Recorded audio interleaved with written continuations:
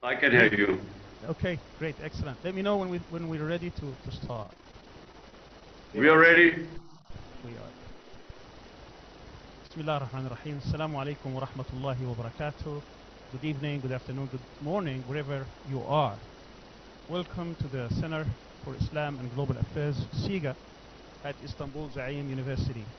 This is our 5th year, and we're delighted that you've joined us today in our program from wherever you are.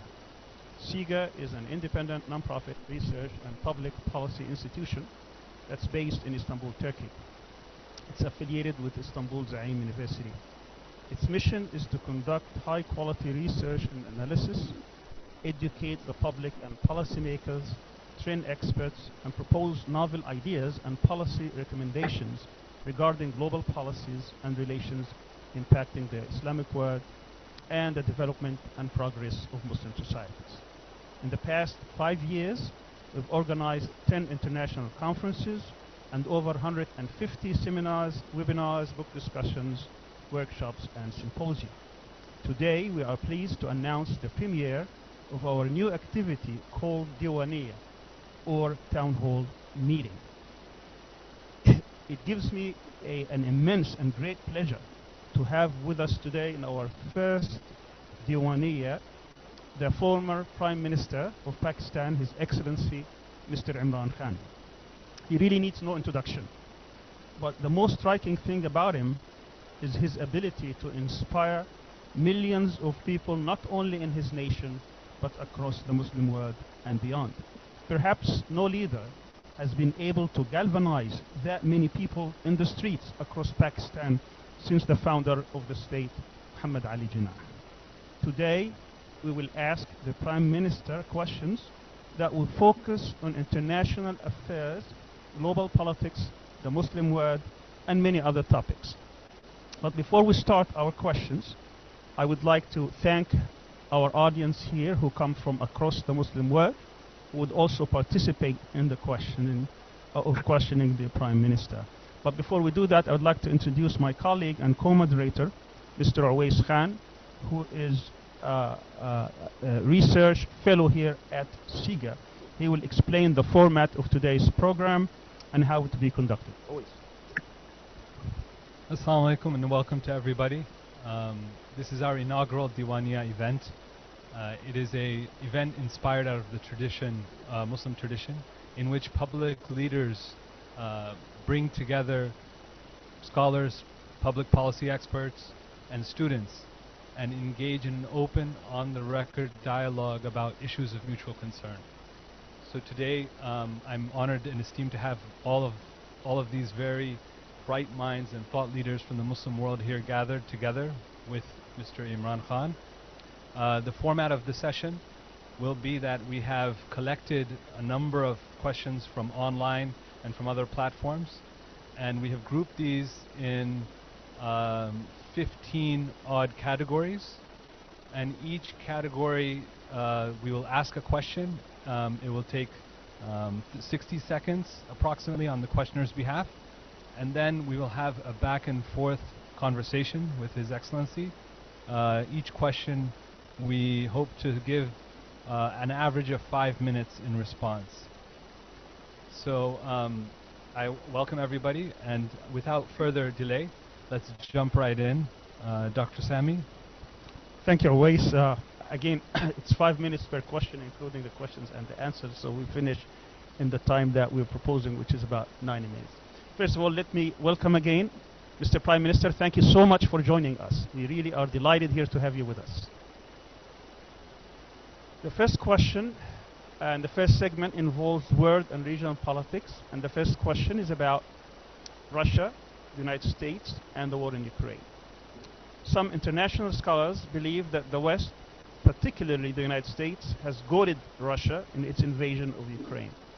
They argue that ever since the fall and disintegration of the Soviet Union in 1991 and up until perhaps 2017, we had a unipolar world which the United States exploited in order to expand NATO, turn as many countries in Europe to become Western liberal democracies under its tutelage, and further weaken Russia.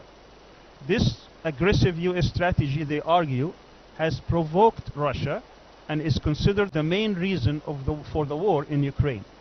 On the other hand, the majority of Western leaders argue that the main reason for invading Russia is an aggressive Russian policy where Russian leader Vladimir Putin wants to restore Greater Russia and subject some of the former Soviet satellites to Russia's rule and dictates. You've been a keen observer of world politics and dealt directly with world leaders. Which argument do you believe, and how do you see the end of this brutal conflict? Thank you very much for inviting me to this, your first, I believe, inaugural session on question and answers. I want to thank CIGA for honoring me today, and I hope I'll be able to answer all your questions. Now, this is the whole Ukraine-Russian conflict. I happen to be visiting Moscow on the day when Russia decided to go into Ukraine. So, you know, I had a meeting that same day with President Putin. So I know the Russian point of view. And the Russian point of view is that we had repeatedly indicated to the Western countries that we would not allow NATO to come right onto our doorsteps. And their argument is that just like the United States would not want Russia to come in and say in Mexico and with all their weaponry. So the conflict from the Russian point of view has been triggered out of fear that if NATO moves in to Ukraine, which they felt should have been demilitarized or should have been neutral, they felt that then the security of Russia was at stake.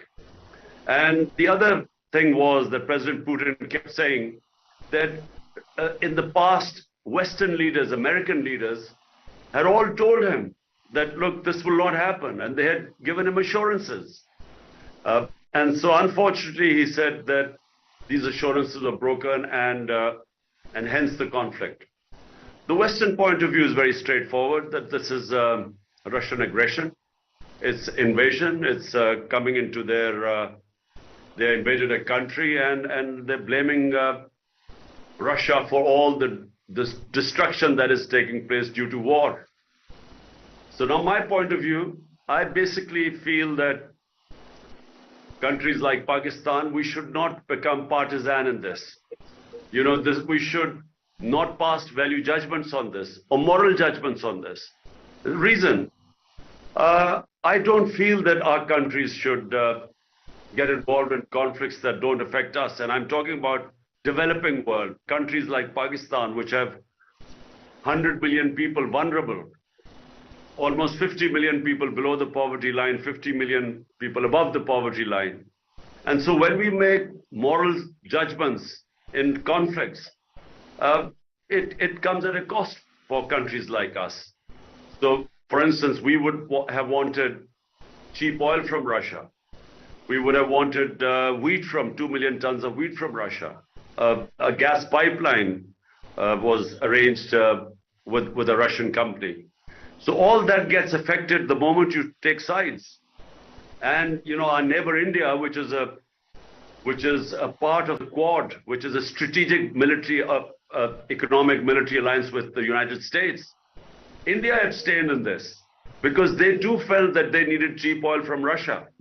And what this conflict has done, post the COVID situation, where already there was a commodity super cycle, and this conflict has raised energy prices to the level which is causing a lot of problems in Europe. We all know that in Europe they are suffering from gas shortage and energy prices spike.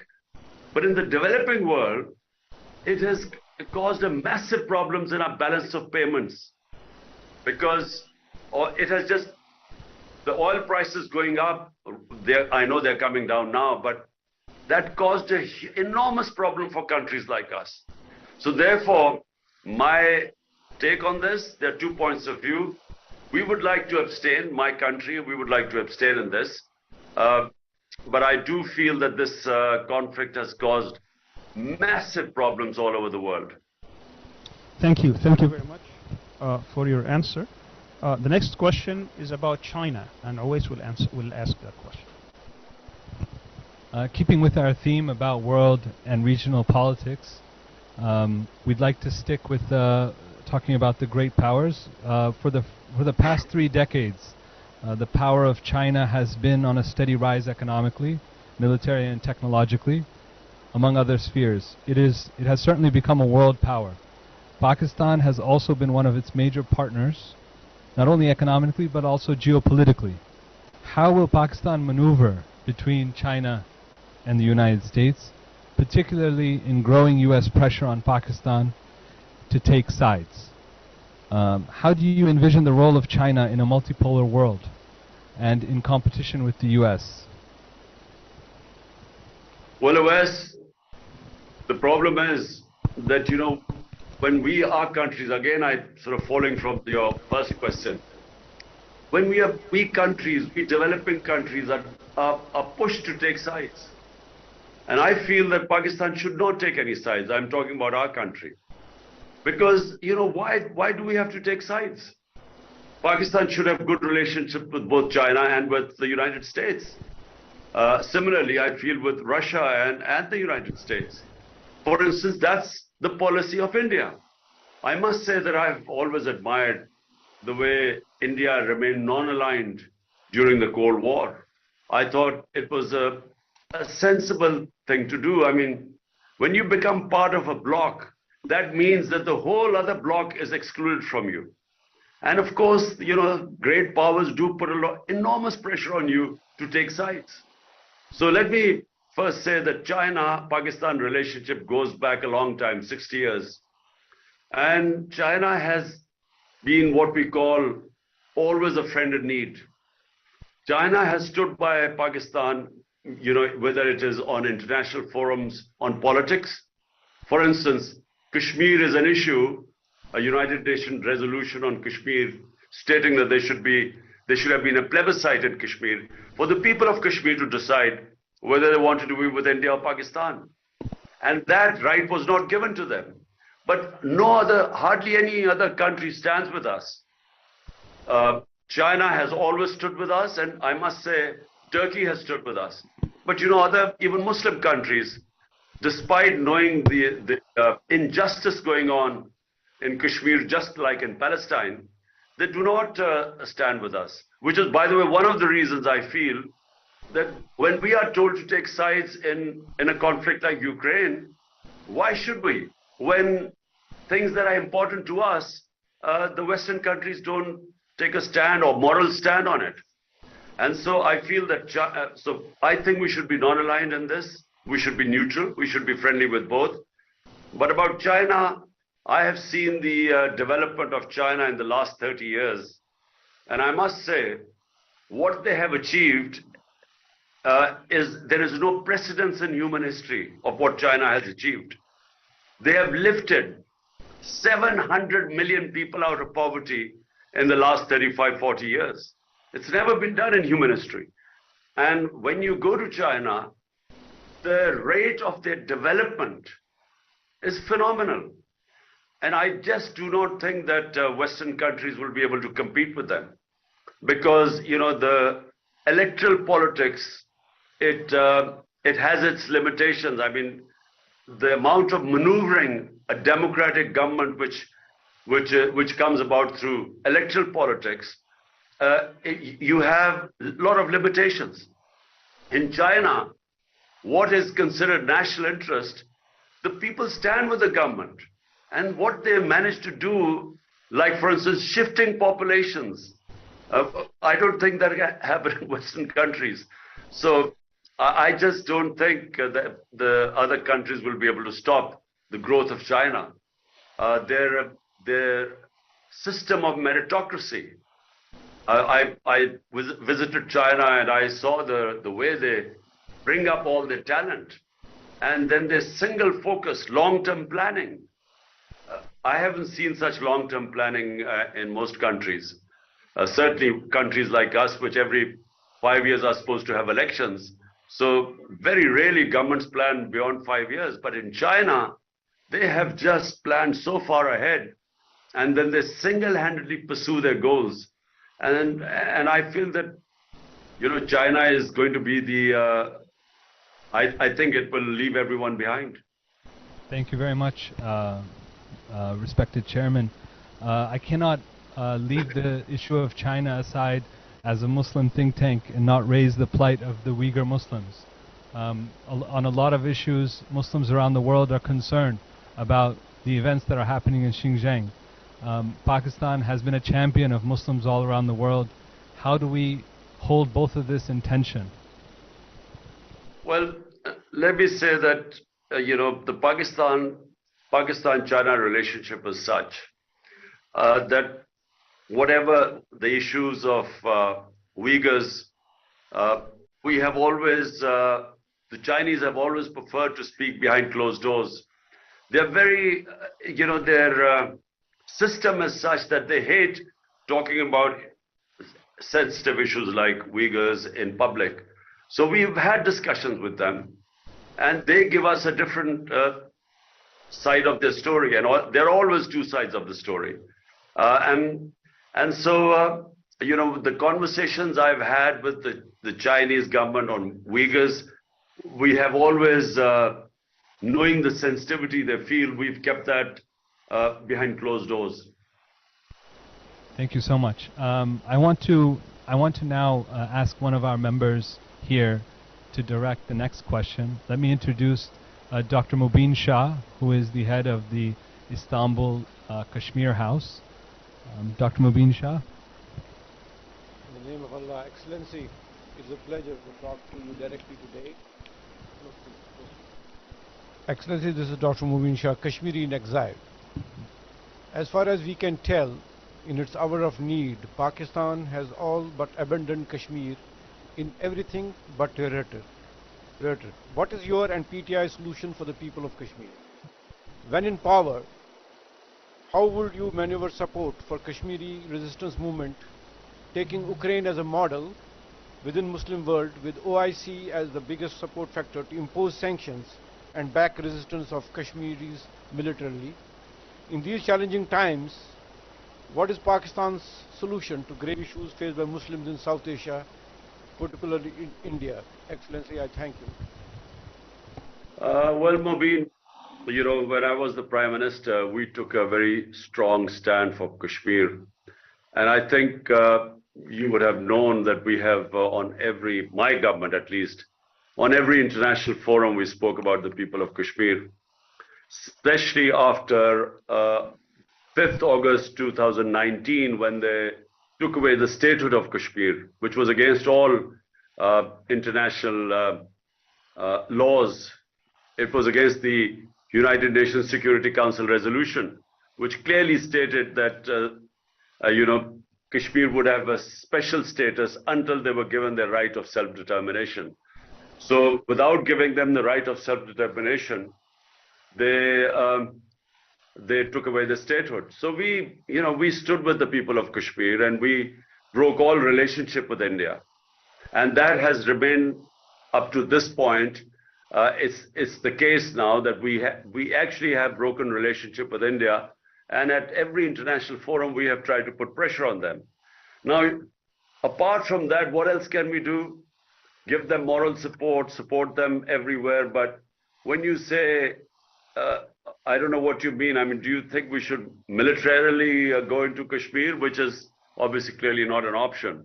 There are two nuclear armed countries. It's not a Ukraine type situation.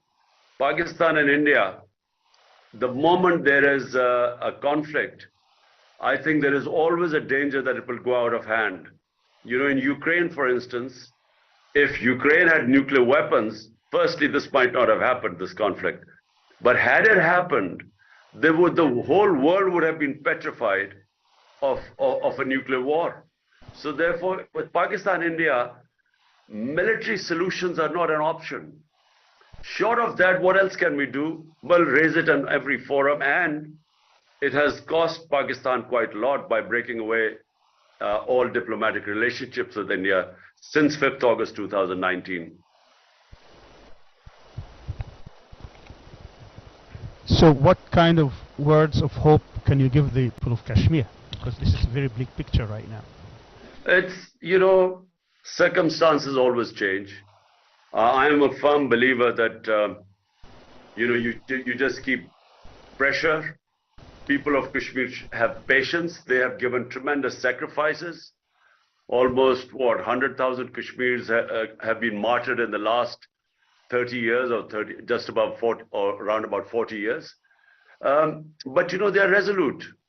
They're not giving up. And this will, sooner or later, the Indian government will have to restore their rights. At the moment, the people of Kashmir are just deprived of all rights.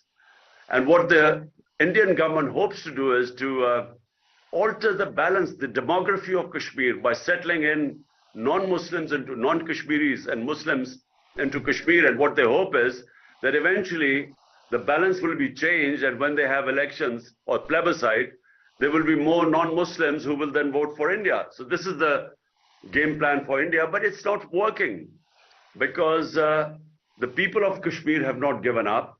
And I think the settlers find it very difficult to move into Kashmir in a hostile environment. And I really believe, I am a firm believer that Kashmiris will get their independence, their right of self-determination. Thank you. Thank you very much. Our next question is about Pakistan's nuclear policy, and it will be asked by Dr. Nizar Krekish, who is the director of the Bayan Center for Studies from Libya. Dr. Thank you. Nizar. Thanks. As the only Muslim state that has nuclear weapon, can Pakistan potentially provide a nuclear cover for the Muslim world? In other words, do you think Pakistan should put other nuclear power nations notice that they cannot use nuclear weapons against other Muslim states, because that would also constitute aggressive against Pakistan? For example,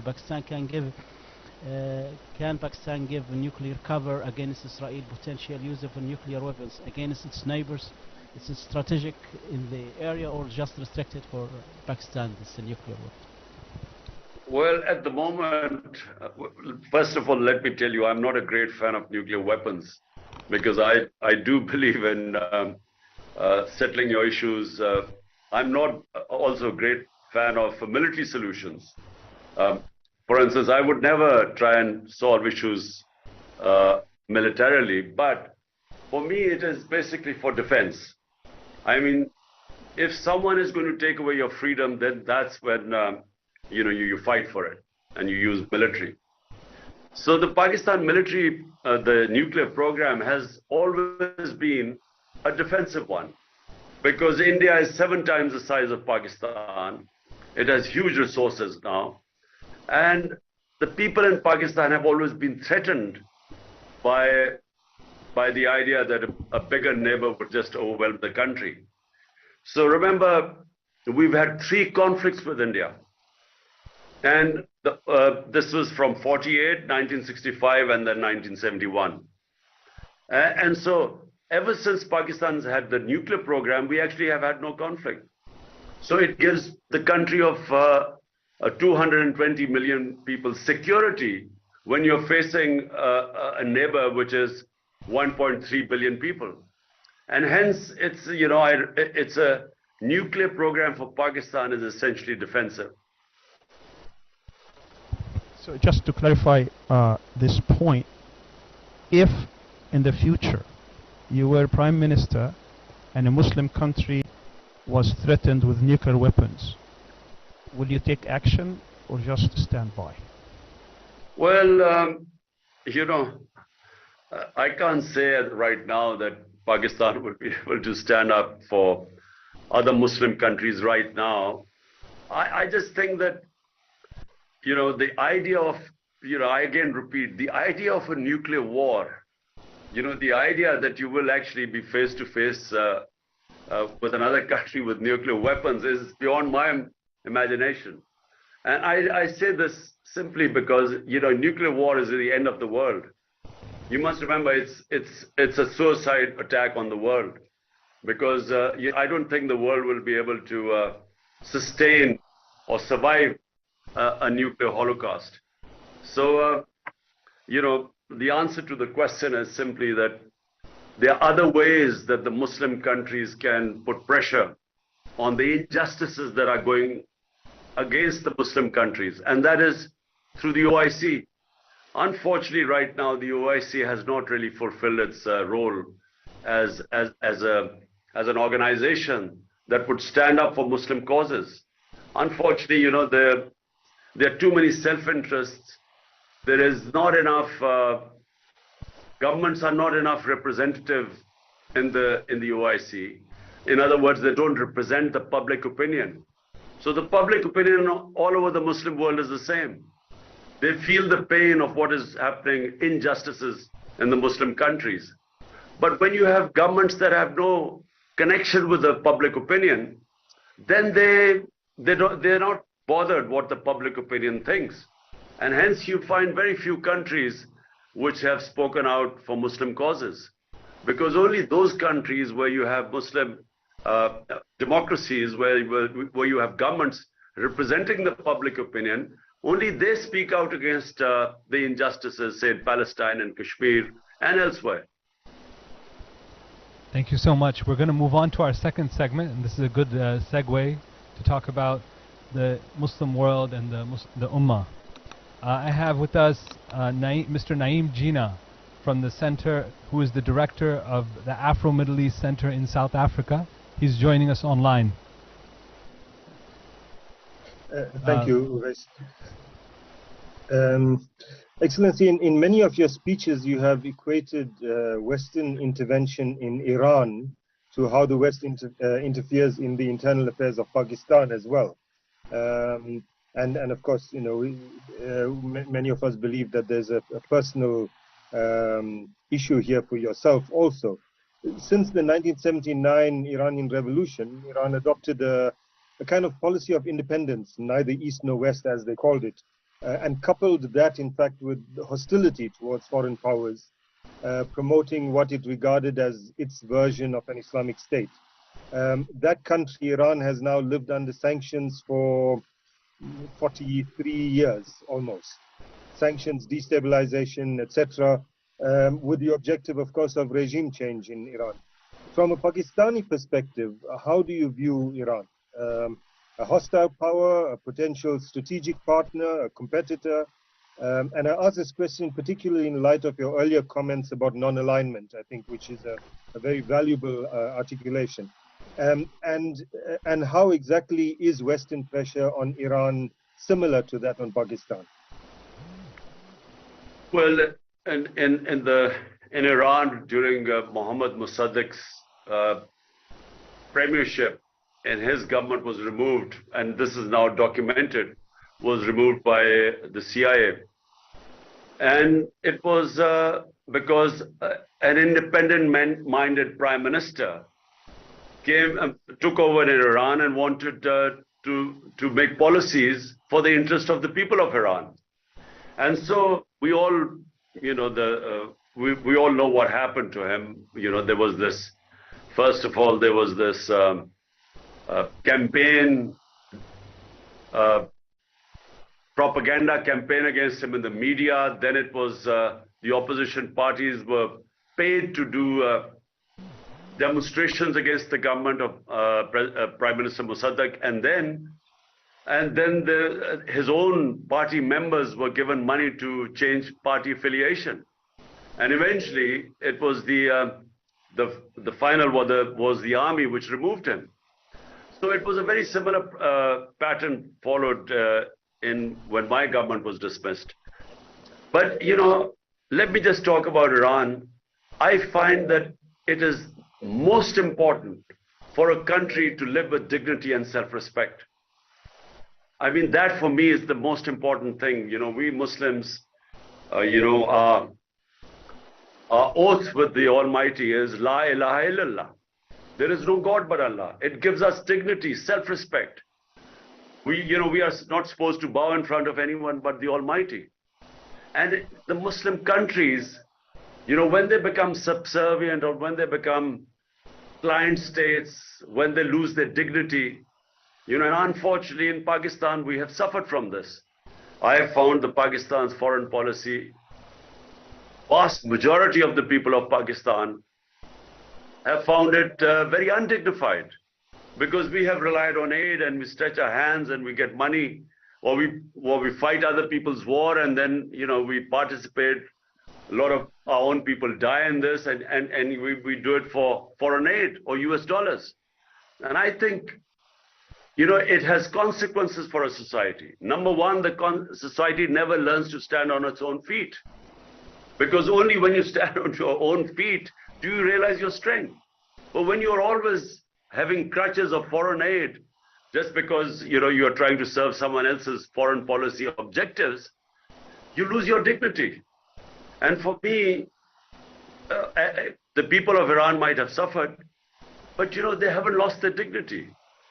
They you know, we will disagree with, you know, maybe what their worldview is. We might disagree with their worldview of Islam, but, you know, you cannot disagree with them standing for their sovereignty. So, you know, I admire that about them. Thank you very much, Your Excellency. Our next question comes from Maryam Khan, who is a PhD candidate at Istanbul Sabahattin Zaim University and also a research associate at CIGA. Maryam, are you there? Assalamu alaikum. It's really a pleasure to sit in front of you. I am personally a voter of PTI and I'll be ever. My question is regarding Afghanistan. It's been after 2-decade-long war of US against Afghanistan. Taliban have turned to power now, which wasn't supported by leftists in Pakistan because they saw them as a source of terrorism. Now, we Pakistanis are again facing a wave of terrorism, and Islamabad is on high alert. So how do you see the Taliban in Afghanistan, and how do you think that the current security threat which Pakistan is facing now has something to do with Afghan Taliban also? Also, you have supported a lot of you know, laws like blasphemy law and religion-based laws, but on the same time you have criticized a lot of religious parties which were in the coalition. So how do you see the role of religion in the politics? Thank you so much. Okay, so first of all, you must differentiate between the Afghan Taliban and the Pakistan Taliban. The Afghan Taliban are completely different. You know, their aims and objectives are completely different to the TTP, which is the Pakistan Taliban. Who were the Pakistan Taliban? When the Afghan Jihad was conducted from the soil of Pakistan, it was conducted to what was called the tribal areas of Pakistan, or FATA. Now, these were areas adjoining the Afghan border. And all the sort of incursions into Afghanistan by the Mujahideen were from the tribal area. And a lot of the fighters also from Pakistan were from the tribal areas. And there were Pashtuns, which were the Pakistani. You know, you must remember, Afghanistan is 50% Pashtun, and 2/3 of Pashtun live in Pakistan. And most of them along the border, the eastern border of Afghanistan. So therefore, there was a lot of Pashtun sympathy for the Afghan Jihad. So hence, from the tribal area, the border adjoining Afghanistan, that's where the fighters used to go in, and the Mujahideen used to operate. So when come 9/11, Afghanistan gets invaded by the Americans. Now Pakistan government took this stand, which I opposed. We should have stayed neutral. They started supporting the US war on terror. And so the same people who had been fighting jihad against the Soviets because they were foreign invaders now were told that because it's the US, if you fight against them, it's terrorism. So they turned against the Pakistan government. And so what we had was, in tribal areas, the people turning against the Pakistan government, and they were called the TTP, the Pakistan Taliban. And so there were two different things. Afghanistan Taliban were not connected with them. I mean, they were connected vaguely, but not really. There was not real connection with them. So what happened was that after Kabul fell to the Taliban last August, the Pakistan Taliban were then asked by the Afghan Taliban to go back into Pakistan. And unfortunately, that was a great time for us to, my government was already negotiating with them so that we would do a resettlement of these people, because there were about 40,000 people which were moving into Pakistan, amongst them about 5,000 to 10,000 fighters, but their families too. So unfortunately, when my government went, the eye was taken off the ball, and the new government and the new and the setup, the military establishment did not pay enough attention to what was happening with the resettlement of the Taliban coming in. And so therefore we have this wave of terrorism coming in now, and this is all along what was the former FATA, the former tribal areas, because they've got merged into Pakistan. So we have a wave of terrorism in Pakistan right now, and this needs to be dealt with before it goes out of hand. Now I come to what you're talking about, religious parties and religious laws. Look, let me first tell you about the blasphemy law. The blasphemy law was not made by Pakistan, it was made by the British when they were ruling India. And the idea of the blasphemy law was that if one religious community, and remember there were multi-religious communities living in villages. There were Hindus, there were Sikhs, there were Muslims, there were Christians. So if one religious community said something which was derogatory against another religious community of a sacred entity, so there would be riots, there would be a lot of people killed. So the British then brought in this blasphemy law that you were not allowed to say anything derogatory about any religious entity of any other religion. That's how it came about, to stop riots. So therefore, rather than there being lynching crowds and lynching mobs going on and killing people who thought that their religion blasphemy had been committed against them, now it was an offense, so you had to actually go to court to prove that. So that was to stop mob violence, lynching crowds. So Pakistan basically inherited the policy. And in Pakistan, it makes sense because we have different religions here. And we have had in the past, when someone thinks that our religion has been blasphemed, there've been mob violence. You know, there've been people lynched. And this now is an offense in Pakistan because you have to prove that it's blasphemy. And for that, you have to go to a court. Very well. Thank you. Thank you very much. Our next question is about Turkey. And we have with us Dr. Yasin Aktay. Dr. Aktay is a professor at Bayezid Yildirim University, and also he is a former member of parliament and widely known here in Turkey. Dr. Aktay. First of all, thank you very much for sharing your very, very valuable perspective with us, and thank to CIGA for gathering us together in this platform. For the past 2 decades, Turkey has become an important and rising power, not only in its region, but also in the Muslim world. I think you can share this idea, this view. The relationship between Pakistan and Turkey is the lasting legacy of Pan-Islamism. The story is well known, as you know. Muslims in the subcontinent supported the Turkish people with their bodies and wealth during the height of colonialism. But in reality today, the Turkish-Pakistan relationship is a failure from many angles. The historical nostalgia has been manipulated by NATO interests, as it was dominated and controlled by the military through the Cold War years. Today, it has resulted in nothing tangible. No visa-free travel, no free trade agreement, no military alliance, no free technology transfer agreement, no people-to-people cooperation, etc. Now my question, is coming. Do you feel Pakistan has benefited from Turkey's rise? And if so, how? And do you envision a strategic partnership beyond rhetoric between the two important Muslim states?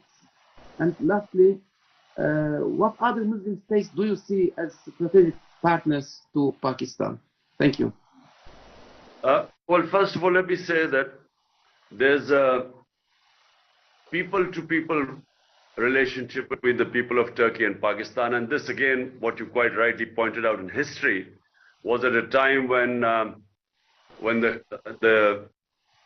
in Turkey, the Western powers or European powers were about to take over in the 20s or late 1919s and 1920. At the time we were fighting, a lot of the Muslims of India and what is now Pakistan collected a lot of money, and they gave they were standing with the people of Turkey, and I think that's what is remembered in the Turkish mindset.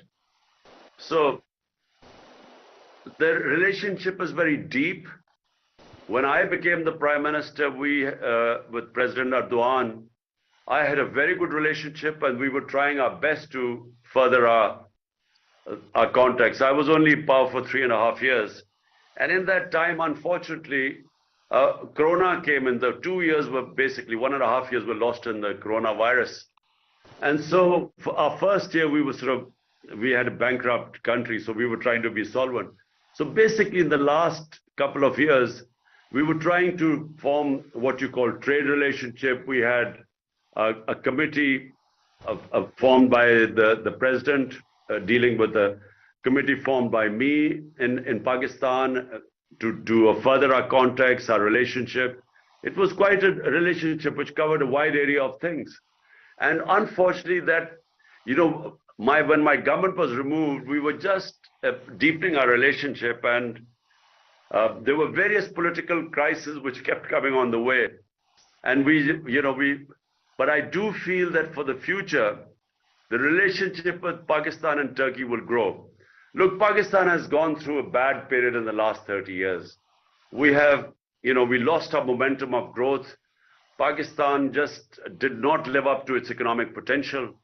We had two terrible governments of two political families who ruled us for 30 years. And they're still here. They've been in power for 8 months. And they have basically run this country into the ground. So Pakistan in the 60s was one of the fastest growing economies in the world. And especially in the developing world, Pakistan was given as an example. A lot of countries followed Pakistan's model in the 60s, Malaysia, South Korea. We were considered a model. And as I said, unfortunately, in the last 3 decades, we lost that momentum because, we had very poor governance.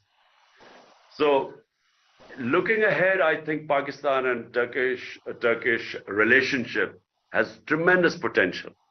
And we were discussing, there were a lot of mutual areas which we could benefit each other, because there's a lot of strengths in Pakistan which are we have potential, but we haven't realized them.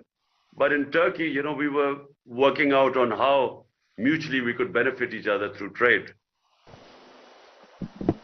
Thank you very much. I can't leave this without mentioning that you and President Erdogan, and I believe also the President of Iran, were talking about how to confront Islamophobia. Say, in 1 minute, what project do you think the 3 countries should embark upon to confront this rising problem of Islamophobia? You see, Islamophobia, let me just give you I'm just going to be very quick about this. This all started when the Iranian Revolution took place. There was a fear in the Western countries that all Muslim countries will be taken over by Islamic revolutions. And so they divided the Muslim world between moderates and fundamentalists. And in 1989, when Salman Rushdie, or sometime then when Salman Rushdie wrote that book, Satanic Verses, there was a wave of anger in the Muslim countries. The West could not understand why were the Muslims so upset, because they, especially Europeans, their idea of religion, or the way they for instance, Jesus Christ, is completely different to the way Muslims love and respect and revere our holy Prophet Muhammad, peace be upon him. And they couldn't understand this. And the Muslim world never explained to them why were they so upset. And so that added to this suspicion about Islam. And then, of course, 9/11 took place. So after that, Islam was equated with terrorism. For somehow, suicide attacks were only by Muslims because we were supposed to be these radical people. And unfortunately, the worst role was played by the heads of Muslim states. Everyone, rather than trying to explain to the Western countries that, look, radicals, moderates, and liberals are in every human community. There is no such thing as radical Islam or Islamic terrorism. You know, these were terms given to create the impression that somehow terrorism and radicalism was connected with Islam. And the Muslim heads of state were so keen to become all moderates and liberals just to please the Western countries, they never explained to them that there is only one Islam, and that is of Muhammad sallallahu alaihi wasallam. And unfortunately, we never ever helped fight Islamophobia. We never, by never explaining anything to them. So Muslims in Western countries suffered a lot after 9/11 because, as I said, Islam was equated to terrorism. And there was this radical Islam. You know, Muslims kept saying we're all against radical Islam. But how was the man in the West ever supposed to understand the difference between moderate and liberal Islam? So they thought of all of Muslims as terrorists. So now what needs to be done is that OIC must take the premier role in this to explain to Western countries. They must form a body of scholars which will be able to speak to the Western countries in their own language.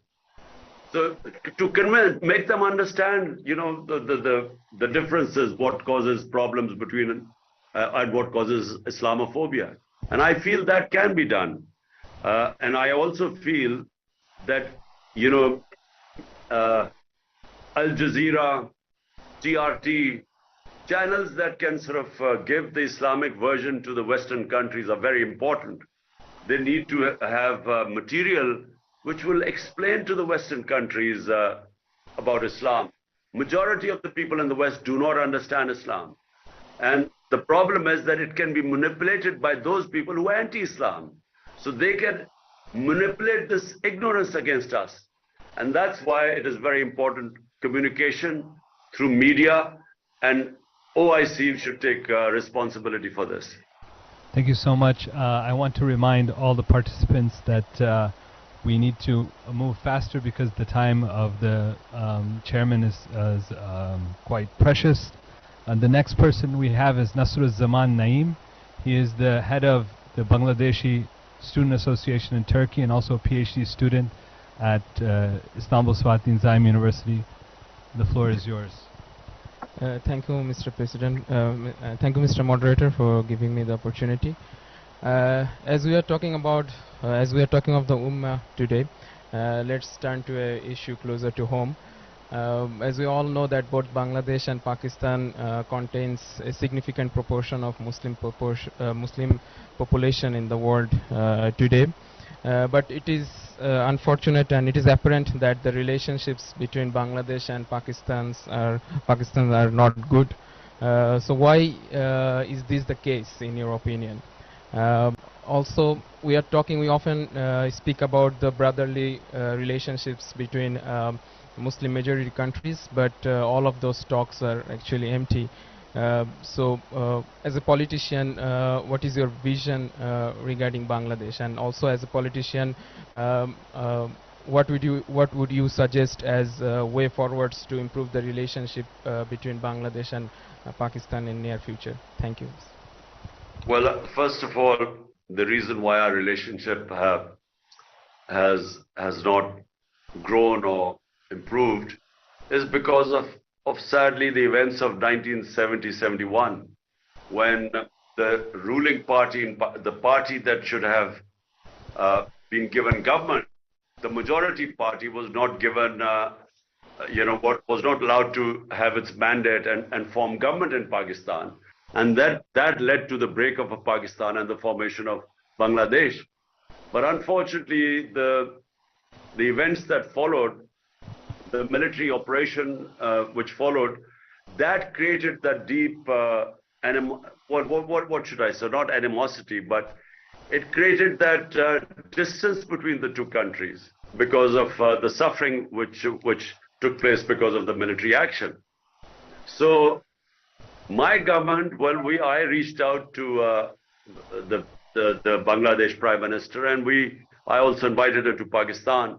But the relationship is not what it ought to be. It should be a much better relationship. There have been periods in which the relationship seems to have thawed, but for some reason the relationship has not grown. But I do agree with you that as two of probably the countries with the biggest population, Muslim populations, we should have far better relationship than it is right now. Thank you very much. Our next question is about Palestine, and it will be asked by Mr. Jalal Khshaib, who is a Senior Research Associate at the Center for Islamic Global Affairs. Jalal? Thank you, Doctor. Assalamu alaikum. My question is regarding the Palestinian cause and the normalization with Israel. And as you know, all of you, the cause is witnessing now the worst days. If we look back to the history, we see each state in the Muslim world which normalized its relationships with Israel found for itself like an excuse under the big name, the umbrella, the realpolitik. Some of them make the excuse of to avoid foreign pressures. Some of them to get back their own land, like Egypt and Camp David. Some of them to seize another land, like what happened last 2 years in Abraham Accords. Some of them to get to win and to gain stability or prosperity inside. Some of them to get protection from foreign threats, like some of the Gulf states and Iran. But in all the cases, those states were the winners and still the winners. And the loser, unfortunately, is the Palestinian cause. Now, as we know, Pakistan is still suffering from the Kashmir problem, more international pressures, and instability inside. My question to you, Mr. Imran Khan, can you assure millions of Muslims and people across the world that Pakistan, under the leadership of Mr. Imran Khan, will never sacrifice Palestinian rights and Jerusalem, and will never normalize the relationships with the Zionist state under any excuse? Thank you. Well, the founder of Pakistan, who we call Quaid-e-Azam, the great leader, he in 1948 gave a statement on Palestine, and he spoke about the injustice which was being done to the people of Palestine. And he was very clear that Pakistan would not accept or would not recognize Israel as long as the people of Palestine were not given justice. So that has been basically the line of all Pakistani heads of state since then. And secondly, we have the issue of Palestine is almost exactly the same as the people of Kashmir. So the moment we give up, our principal stand on the recognition of Israel, means that we give up on Kashmir too, because the issues are more or less the same. Then United Nations Security Council resolutions, which are more or less the same on Kashmir as well as Palestine. And if we say that the moment we recognize Israel, then we have abandoned the people of Palestine for them to get a just settlement for a homeland. And then we cannot take a stand for the people of Kashmir either. So therefore, I don't think any Pakistani head of state will ever recognize Israel, no matter how tempting it is, because Israel is powerful in the sense it has huge influence in the United States. So the United States being a superpower, every country wants to have a good relationship with them. So the temptation is that if you recognize Israel, you will have good relationship with the US. But the problem in Pakistan is that it's a democratic country, and anyone who wants to go to the people, he knows that the public will never accept any head of state who's recognized Israel. Thank you very much. We have 3 short questions, if you may. Thank you very much for staying with us. The next one is going to be Salman Sayyid, who is professor at the University of Leeds, and he is with us online. Very quickly, Dr. Sayyid.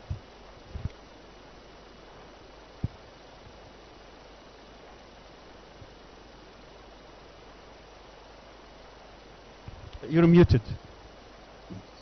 One of your greatest achievements has been the popular mobilization of unprecedented scale in Pakistan.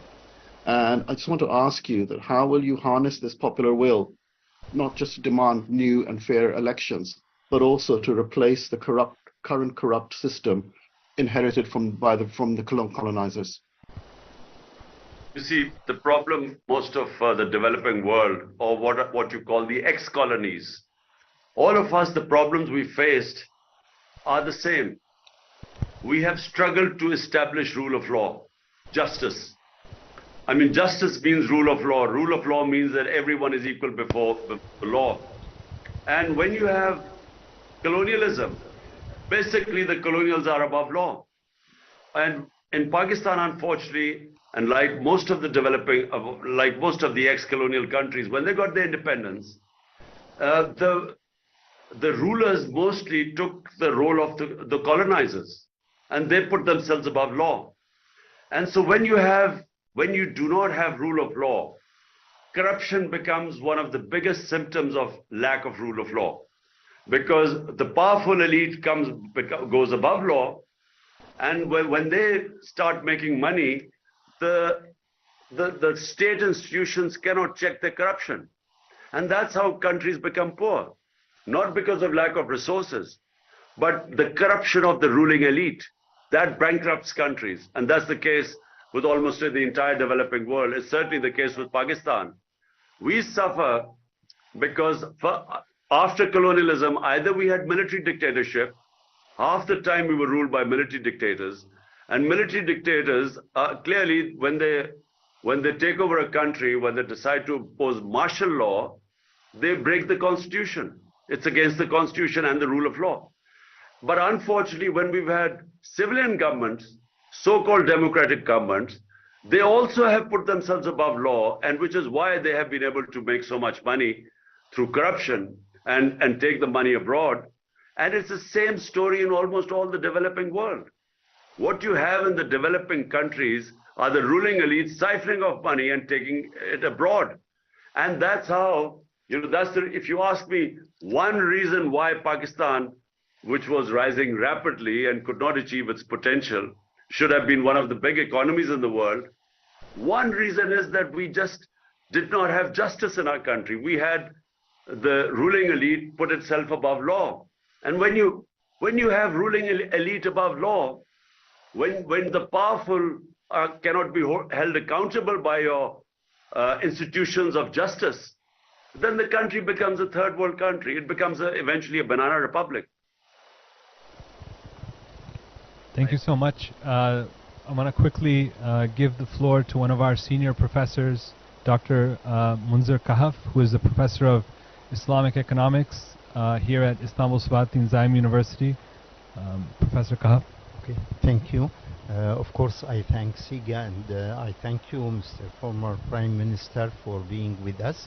But I really, you mentioned about the miracle of China and other examples. And of course, things vary from one country to another. You can't really apply the same model in repeating it as it came from China, for instance. Now, what is your model? What is your program for economic development in Pakistan? And especially, I want you to also be a bit specific on a few points. How would you fight corruption that is not really among the elite, but it had reached even the smallest employee in government or in any corporation even? And also, how would you envision the new economy in Pakistan, development-wise and Islamization-wise, especially with the Supreme Court decision of elimination of interest? So okay. Let me just say that in Pakistan, if what I was trying to do when I was in power, but only for 3.5 years, and what I will again try and do, number one is imposing rule of law. Establishing rule of law is the beginning of prosperity. I believe that countries that are prosperous, if there is rule of law in a country, it cannot have poverty. If you look at the map, if you just look at the rule of law index all over the world, the countries which have a rule of law index above 80 or 90% are all prosperous, have no poverty. And most of our countries, I mean, if you look at Nigeria, Nigeria has the greatest amount of oil reserves in Africa, and yet it has huge poverty. But on rule of law index, Nigeria is 7%. So it is directly related. If you have rule of law, you have prosperity, because it unleashes the potential of a society.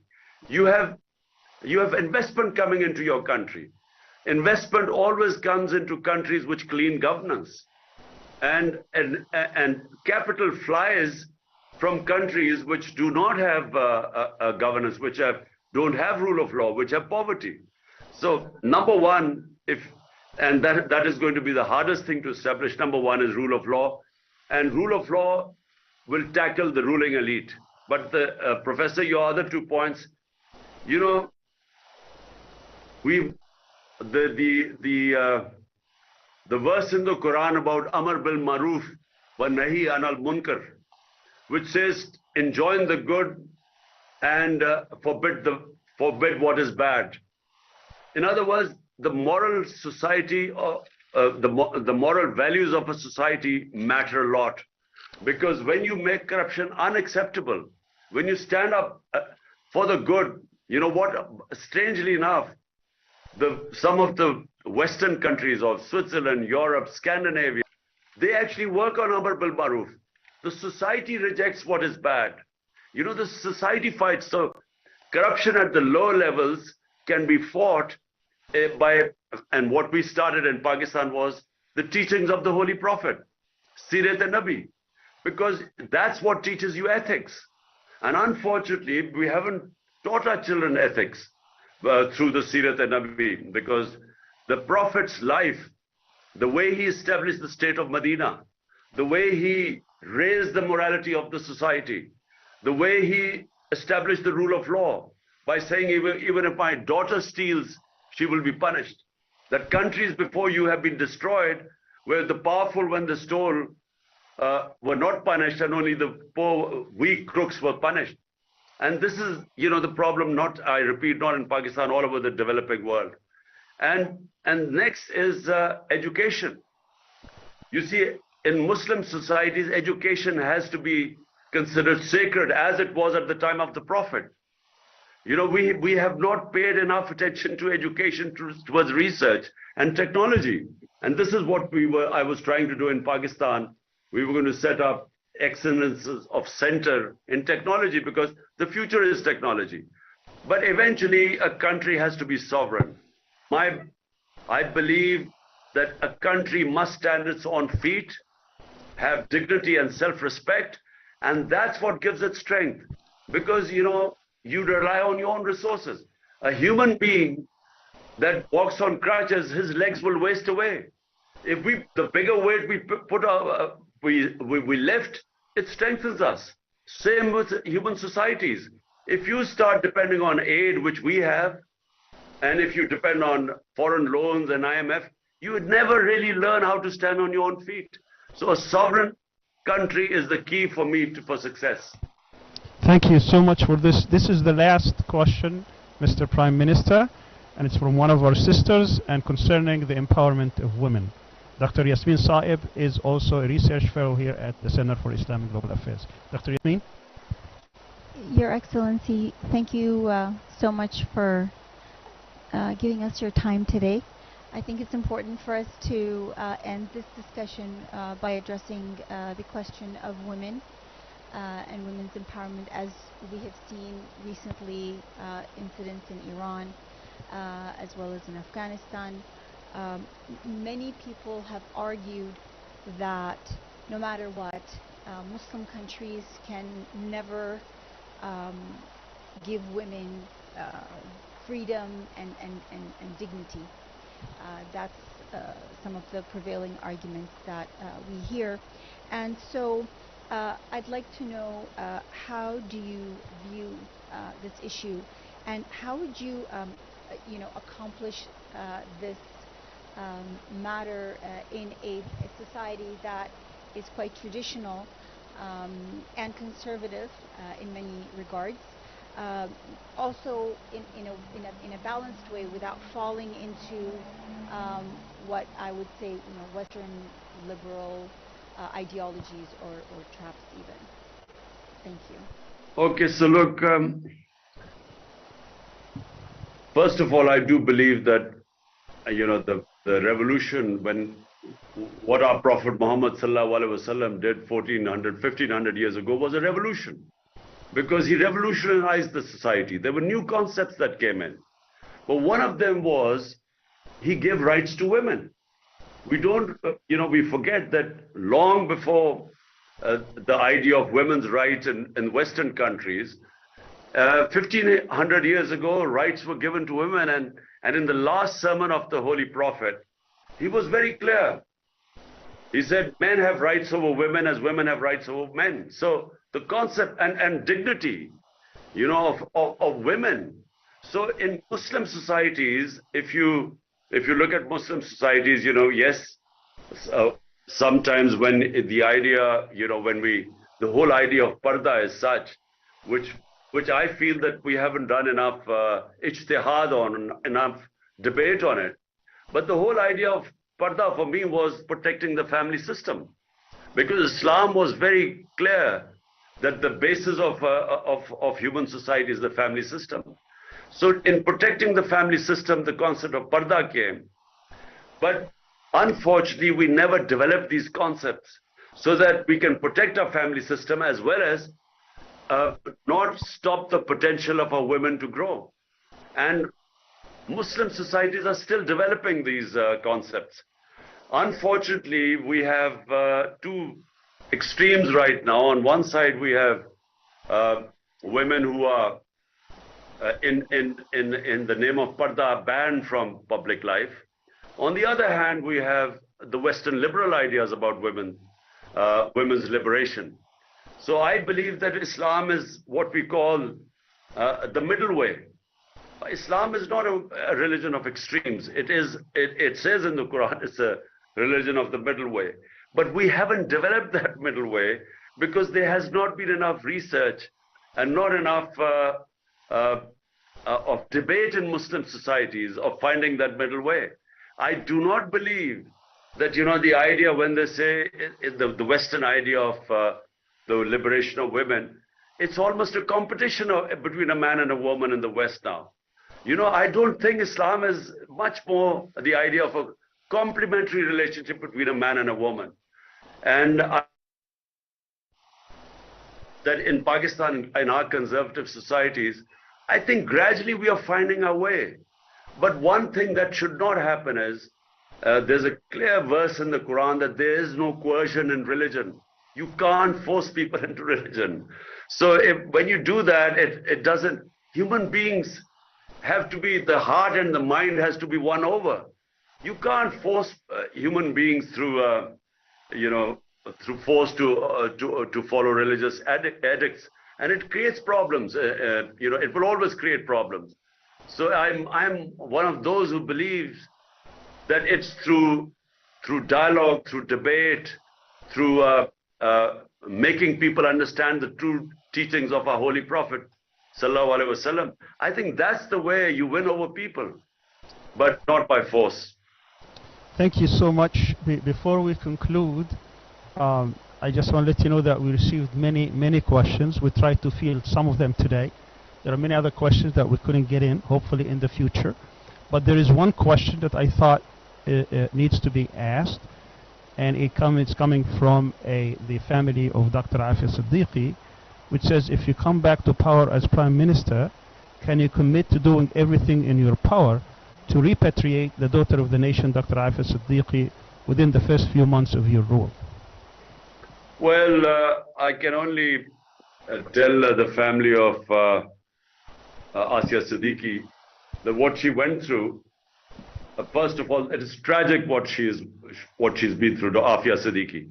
But we thought we came quite close to getting her released. We had negotiations going on with the US government, and there was a thing of a give and take. We were trying to work out on a formula how to get her out of the US prison. But unfortunately, it just didn't work out. And this was during the Trump administration. And unfortunately, when, I'm saying that when Trump lost the elections, the negotiations fell apart. But we were I thought we were quite close at one point where we could have done a deal with the US. So we could have got her back. So, the answer is yes, I'll try my best again, because, the US government might listen to if we do a give and take, a deal with them. But, just straight asking for a freedom is not easy, because they say, look, it's rule of law in the US. We have our justice system. She's been sentenced to 84 years in jail. And so they don't talk about, there's no way Pakistan can pressure them to release her. Inshallah, we'll find a way. I just want to thank you from the bottom of my heart for all your time. I would like to give you the final few moments for a closing statement. Well, first of all, again, I want to thank CIGA for affording me this opportunity. The problem about Muslim world is that, we are still evolving. We are coming out of colonialism. We haven't found our feet. Our education system lags behind. We don't have a great many scholars who can direct us. We have a split. We have the westernized elites in the Muslim world who've moved quite far away from the religion and don't understand much about it. And then we have a lot of conservatives who do not understand the Western thought. So, the best minds right now, I find, who are sort of doing a lot of good work, are scholars who are living in the Western countries. I find that they are coming up with some of the best ideas. They understand the Western thought, and then they can compare, our life, our way of thinking, our history, our culture, the Islamic principles.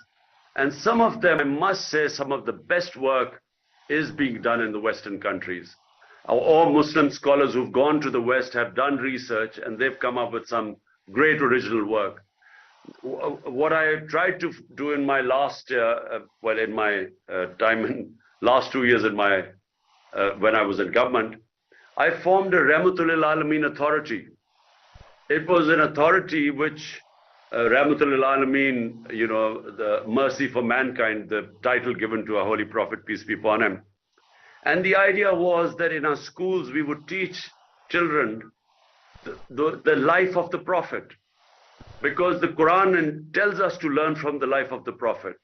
And why does the Quran tell us to learn from the life of the Prophet? because he was the most successful man in human history.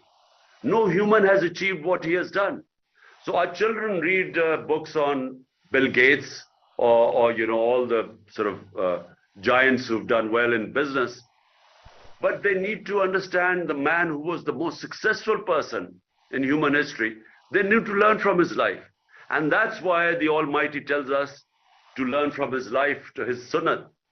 And I tried to teach our children about, the course in the curriculum we put in the life of the Prophet.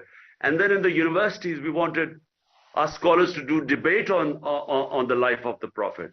But above all, I wanted our university students to debate that what did our Prophet Muhammad do that brought in this revolution, that changed human beings. Muslims were hemmed in between two superpowers, and yet between 625 and 636 AD, what were 313 army in the Battle of Badr, and 636 the Roman Empire collapses in front of them at Yarmouk, and then the Persian Empire. So what happened in this short period which created these incredible human beings? There were, in that short space of time, there were never so many leaders. And yet in the Muslim world, we've not done enough research on them. What did because it was not something physical. It was a revolution of the minds. The Prophet changed the mindset of the people. He made them realize their potential in life. The same human beings got converted and became these great men. But and this is a fact of history, that between 625 to 636, in 11 years, from nothing, from a few 100 people, who migrated, or maybe 1,000 people who migrated to Medina from Makkah, and yet from there they became the greatest civilization of mankind. But not enough work is being done to tell us all the things. How did the Prophet change the minds? It was a mind, the mindset that changed. The human beings sort of from as the great Rumi says, why do you crawl on the floor like ants when the Almighty has given you wings? So the people of Medina, the Muslims, had wings. They became these great men. And unfortunately, our young generation does not know that phenomena. And that's what I feel that our media and our scholarship and universities should concentrate on. They should find out how these human beings changed. And it's, as I said, it's a fact of history what happened. And had it been, say, had a Prophet been in the European countries or Western countries, there would have been so many films on him, documentaries on his life, of how he changed, how this phenomena of from nothing these Arabs rose and the Muslims became the greatest power for hundreds and hundreds of years, and the greatest scientists and so on. And I think we need to, when you say what happens next for the Muslims, I think this is the most important thing that needs to be done. Our scholars need to work on what happened in these years in Medina. How did our Holy Prophet change these human beings? That needs to be worked on. Thank you so much for your time. Thank you. Thank you so much for your time, and I want to give some final thanks to Rebridges, who, without Mr. Majid Rafiq's help and without Dr. Arslan Khalid's help, this event wouldn't have been put together. They were really bridge builders between Turkey and Pakistan. I also want to tell you that we benefited a lot from your talk, and I think that you gave us a lot of insight into the future, but also I think we today gave you a chance to enter into Muslim history as someone who is the first Muslim head of state to be in a part of the Diwanniya, which is an Islamic tradition, to sit with scholars, with people who are thought leaders, and think about problems together. It's a very unique opportunity for us all, and we believe in democracy, but we also believe in epistocracy, that the people who have knowledge are the ones who also help rule. The Rahmatul Alameen project that you proposed was very unique, and hopefully in the future CIGA can collaborate with this authority to build a stronger and more dynamic Muslim world together. And we hope to see you in person in Istanbul, and we hope that you have a very speedy recovery, because I know that you gave us a generous time even though you're injured. I know it wasn't difficult. I know it was difficult, but thank you so much for your stamina, and we pray for your recovery. Thank you very much, and it was a pleasure. Thank you. Thank you very much.